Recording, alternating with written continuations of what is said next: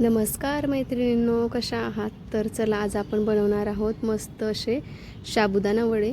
थोडेसे वेगळे आहेत. रेसिपी शेवटपर्यंत पहा. तर हा मस्त भिजवून घेतलेला साबुदाणा आहे.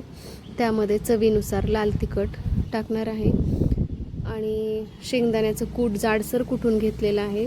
जाडसर कूटच टाकायचं, त्यामुळे वडे छान लागतात. आणि हे मी बटाटा उकडून किसून घेतलं होतं, ते टाकलेलं आहे. आणि चवीनुसार याला आपण मीठ टाकून छान मळून घ्यायचं आहे.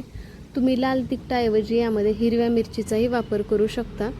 हिरव्या मिरचीमुळे ही टेस्ट छान लागते, पण मी आता मध्ये हिरवी मिरची घालणार आहे, त्यामुळे मी थोडंसं लाल तिखट टाकलेलं आहे. आणि हे तिखट जास्त तिखट नाही आहे, फक्त कलर लाल आलेला आहे. तर आता याचा आपण छान गोळा बनवून घेतलेला आहे. आता मी मिरच्या घेतलेल्या आहेत आणि त्या मिरच्या आपण मधोमध कट करून घ्यायच्या आहेत. यामध्ये तुम्ही मीठ आणि थोडंसं शेंगदाण्याचं कूट हवं असेल तर भरू शकता. त्यामुळे काय होतो, तर मिरचीचा तिखटपणा कमी होतो. छान अशा मिरच्या कट करून झालेल्या आहेत. त्यात आता आपण मीठ भरून घेऊया, त्यामुळे मिरची खाताना आपल्याला तिखट लागणार नाही आहे. आणि जो आपण साबुदाण्याचा गोळा बनवून घेतलेला आहे बटाटा ते टाकून, तर त्याला थोडासा आपण तेलाचा हात घेऊन छान त्याचा छोटासा गोळा घ्यायचा आहे आणि चपटा आकार द्यायचा आहे थोडासा. आणि त्याच्यामध्ये आपल्याला ही मिरची टाकायची आहे.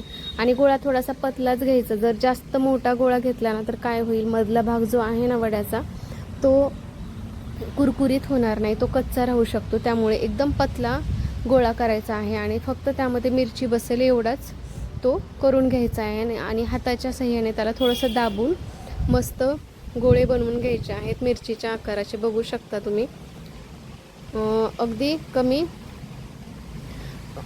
पिठामध्ये हा गोळा तयार होतोय. तर छान असा मिरचीचा आकार आलेला आहे. आणि साधे काही मी चपट्या आकाराचेही वडे बनवून घेतलेले आहेत. तेल मस्त तापलेलं आहे.